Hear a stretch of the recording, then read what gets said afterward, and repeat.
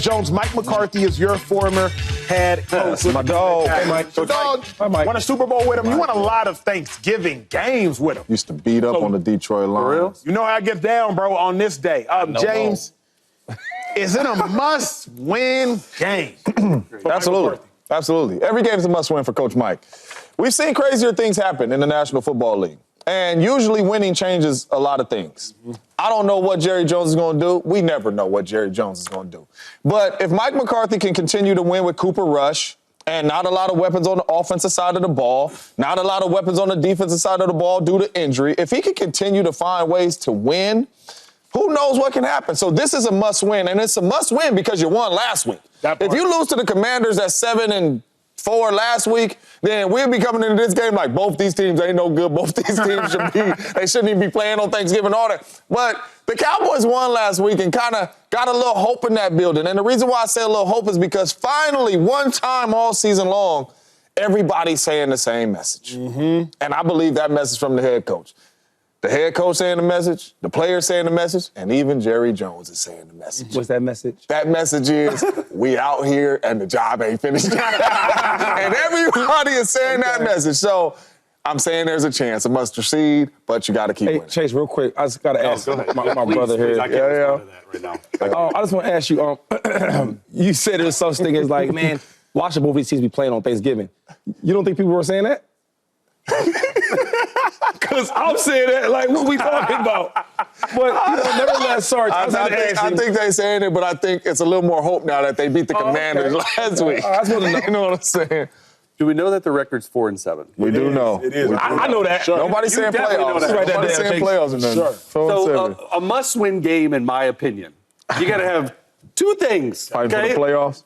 The first one is you're fighting for the playoffs. Okay. Check. You ain't fighting for the playoffs.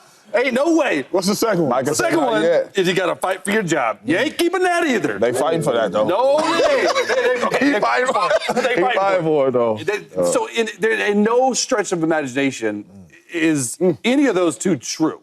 So no, this is not a must-win game. Look, Jerry, the writing was on the wall when he did not give Mike McCarthy a contract before the season. How many head coaches of Coach Mike's caliber have ever been a lame duck type coach? It hasn't been a lot. It's true. And so when you go into the season, the only way that Coach Mike could save his job is if they win a Super Bowl. After you lose 8 players in free agency, after you have injuries, after you don't sign a running back, after Brandon Cooks goes out, after Mike has so to me, it's not a must win. I think for those guys in that locker room, though, that are playing for some future jobs, I think it's a must win for them. I think it's a show out, right? You're going to play the Giants, and the Giants aren't very good, right? And so if they win and they're 5-7, maybe next week I'll call it. No, I won't call it a must win. So no, it's not a must win game for me. My coach would tell me, and he actually texted me, the Detroit Lions special teams coordinator, Dave Phipp. He was a special teams coordinator for the Eagles. Phipp. Yo, he was a good dude. Oh, he's San Jose State.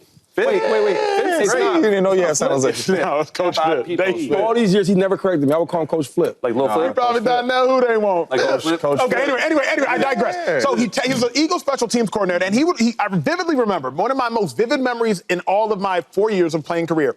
I was leaving the Eagles locker room. I was walking down the hall. He was walking down the hall into the locker room. I'm walking out of the locker room. True story. Coach Phipp, as I walked by him, he says, "Hey, Acho." Yes, sir. He took me to come back to him. He says, "Hey, look, it's going to be hard for you to make this team. I'm going to be real with you. We just traded Shady McCoy for Kiko Alonso, so Kiko's making the team. Yeah. We just drafted Jordan Hicks in the 3rd round, so he's making the team. D'Amico Ryans is D'Amico Ryans. He's making the team. We just paid Michael Kendricks $28 million on a 4-year deal. He's making the team. It's going to be hard for you to make the team." He looked at me and he said this. It pierced my soul when he said it. "Make the league." He said, "Make the league. You might not make the team, make the league." He said, "When you play every preseason, you're not just auditioning for the Eagles. You are auditioning for the other 31 other teams." Why am I saying that? Mike McCarthy, make the league. You might not keep this Cowboys job. I like that. But you are the 3rd oldest head coach right now behind Andy Reid and John Harbaugh. So it's not likely that you will even get another coaching opportunity. But I remind you of this. Thanksgiving game, Cowboys 2022, most watched game in the history of football, regular season. On average, these games on Fox, 41 million viewers. So McCarthy, everybody and their mama is going to be watching. If y'all watching this show, y'all watching this game. make the league. You don't need to make the Cowboys team, but make the league. I'm going to give Mike McCarthy the same advice Dave Phipp gave me. I think it's a must-win game so Mike McCarthy can make the league. Must win, make the league. Oh, that's keep really fighting. good right there. I mean, it's the Cowboys, right? It's the Cowboys, the biggest brand in football, right? A lot of the numbers are down because the Cowboys are not winning, right? The stuff we talked about all offseason, we can't even talk about now. Yeah. We love to talk about Dak. Is he good or bad? Now we can't talk about him at all. CeeDee Lamb, hell of a player. We can't even talk about him. Michael Parsons, like, a must-win for who? For what? What are we even talking about here?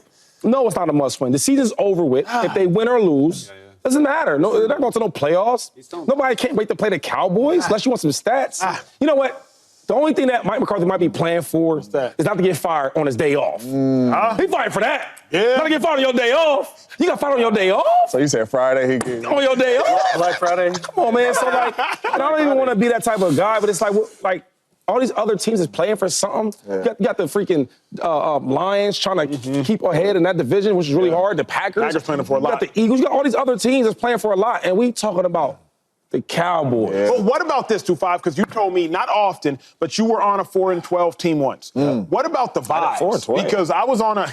I was Shady McCoy and Deshaun Jackson and Mike Vick. Andy Reid, the coach. Y'all was 4-12. 4-12. That happened. Yeah. Mike Vick. What happened? Was that the dream team? We was dreaming. It's a nightmare. What was your question? That's what you said. The vibes, to me, is why they need to win the game. Shady, think about it, bro. If they would have lost to the Commanders, they're 3-8 with no hope about anything. But if you win, you're 4-7. You still ain't gonna make the playoffs. But if you win, you won the Commanders. My bad, made you 4-7. If you win today, now you 5-7. At least internally, when you step on the field, you're like, oh, we can win. Of course we can lose, but we can win.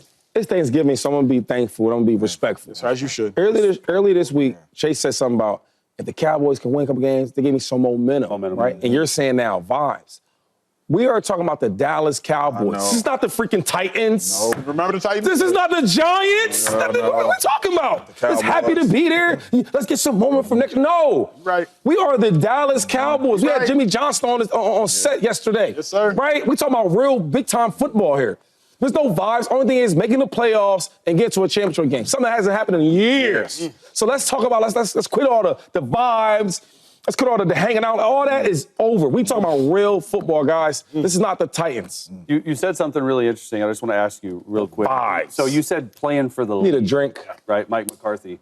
Do you think there's a world, because I'm thinking there could be anywhere between 8 to 10 openings. Do you think in any world he can get another job? It's a great question. Because look at the candidates out there, right? Like, does he need a change of scenery? Does he still have his fastball, in your opinion, because that was your Great question. I think he can. I wouldn't hire Mike McCarthy as the future of my organization. If I need a holdover, all right, we're getting rid of Antonio Pierce and we're trying to figure out who can stabilize this organization until X, Y, and Z. Or, hey, we went all in on Dion. Oh, swing and a miss on Dion. Yeah. Okay, we need somebody else. Sure, but it's not even so much a McCarthy issue. It's more so McCarthy's 61 years old next season. That old, though. So in theory, it's not, but he's the 30th oldest head coach in football. Yeah. Hold on. So before this bad year, 12.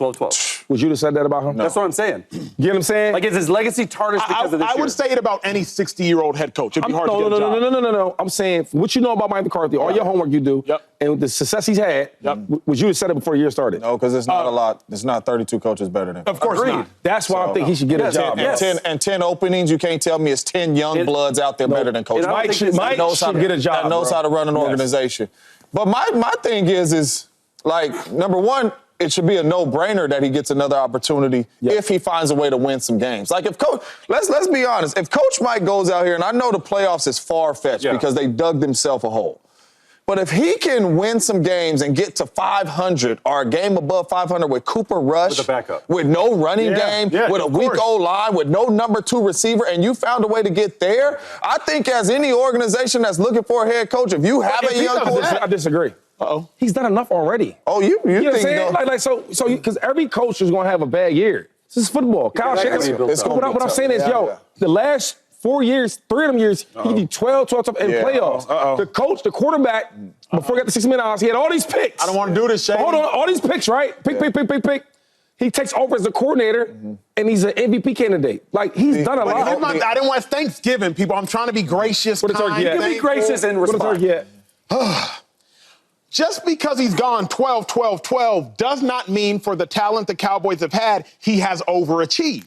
You could suggest he's underachieved. I draw a Mike McCarthy parallel to the Doc Rivers parallel. Doc Rivers got a chip. Chips are hard to come by. Mike McCarthy got a chip. Chips are hard to come by. But Mike McCarthy had Aaron Rodgers, James Jones, Jordy Nelson, Greg Jennings, Charles Woodson, Julius Peppers, Clay Matthews. He had B.J. Raji. I'm missing so many names. Darius Starks. And he got one chip. James Starks. And so, like, I say all that to say, just, again, chip is the hardest thing to do. Y'all all have Super Bowls. I do not. 4 Super Bowls at this desk. I ain't got one of them. Shady got 2. But I say, let's not be bamboozled by 12-12-12. Let's not be bamboozled. You know what's crazy, though, really quick? Let me just say something really quick. Because all them stars you just said, well, none of them free agents.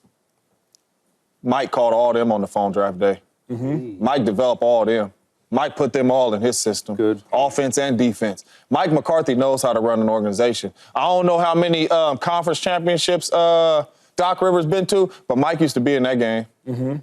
Mike won a lot of football games. Mike was 15-1. He was. Yeah. You know, as good as Aaron Rodgers is, Mike had a lot to do with that. And we seen that when Dak was throwing all them picks, and we seen Dak with his first year with Coach Mike. Wouldn't you said it, actually, but this is a Thanksgiving national audience, so answer this.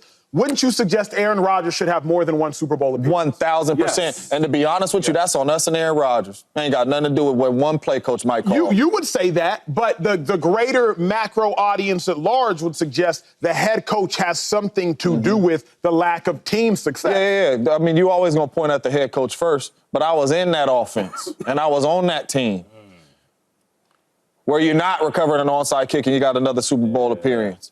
When you're dropping the ball after dropping the ball after dropping the ball, Greg, you drop one, JJ, you drop one, Donald, you drop one, ain't got nothing to do with the plays. I say this to say. That Seahawks game, but they had that was 5. 16. That's terrible for y'all. But think about this, viewers, for a second. Mike McCarthy, we can agree that Mike McCarthy coached a Packers team that underachieved.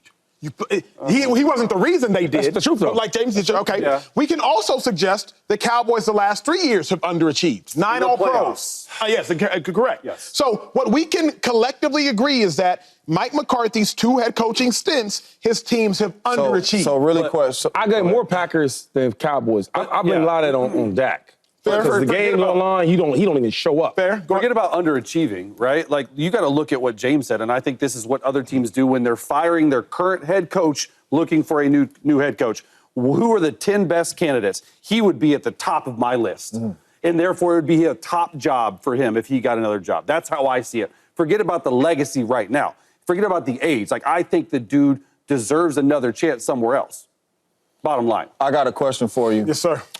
Has Mike Tomlin underachieved? How many Super Bowls? Don't answer yet. Has Baltimore Harbaugh underachieved? He's had some really talented teams, really MVP quarterback. 0. When the last time he been back to the Super Bowl? Long time ago. So all I'm Got you saying on is, court, though. all I'm saying is, not everybody just walking into that game unless you Andy Reid. You understand what I'm saying? So if it ain't Andy Reid, it's a lot of people underachieving, you know? That's why I won't argue with you. yesterday we said it's crazy to say Kyle Shanahan on the hot seat. Yes. Yeah, I won't argue with you Just there. because he losing. What up, YouTube family? Welcome to the facility. Thanks for watching, and you better be sure to hit that subscribe button if you want to get more highlights from the show and all of our exclusive content.